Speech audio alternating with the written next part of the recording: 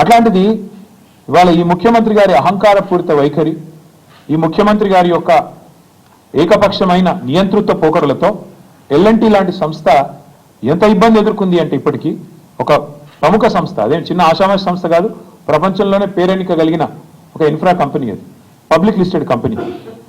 ఇంకా వాళ్లకు 2070 దాకా ఉంది ఇక్కడ లీజు. హైదరాబాద్ మెట్రోది పీపీపీలో 2070 దాకా ఉంది వాళ్ళకు, ఇంకా 45 ఏళ్ళు ఉంది. ఫస్ట్ క్వశ్చన్ ఏంటంటే ఇవాళ ఎందుకు ఎల్ఎన్టీ అనే సంస్థ ఇక్కడ నుంచి వెళ్ళిపోయింది? దానికి ముఖ్యమంత్రి గారు రాష్ట్ర ప్రభుత్వం సమాధానం చెప్పాలి. నెంబర్ 1, మా క్వశ్చన్ ఎందుకు పోయింది, ఎందుకు మీరు పంపించారు అర్ధాంతరంగా, ఏ కారణం చేత ఆ సంస్థ ఇక్కడ నుంచి నిష్క్రమించింది? కరోనా కష్టకాలం ఎదుర్కొన్నది, నష్టాలు వస్తే ఎదుర్కొన్నది, రాష్ట్ర విభజన తర్వాత ఏదో రైడర్షిప్ తగ్గుతుందనే అపోహలను తట్టుకొని నిలబడ్డది.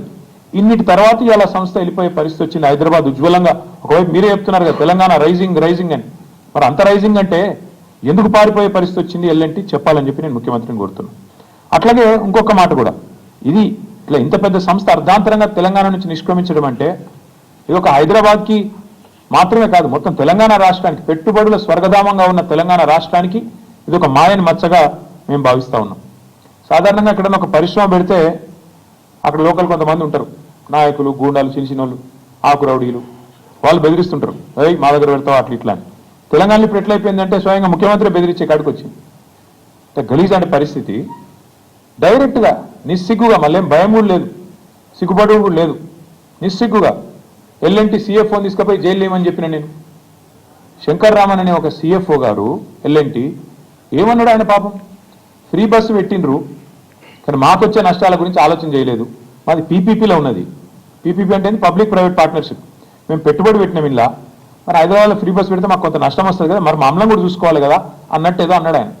ఏమన్నా జైలు వేయండి, వాడిని జైలు ఏంటంటే ఏంది నువ్వేమన్నా నియంతవా, నువ్వు ఇది అమీన్వా, లేకపోతే నువ్వేమన్నా ఆయన నార్త్ కొరియాలో ఉంటాడు ఒక ఆయన పుట్ట, ఆయన పేరుంది కిమ్ గాయనవా, ఎవరు పోయి నువ్వు అసలు ఎవరు పడతావు, వాళ్ళని జైలు వేస్తావా నువ్వు?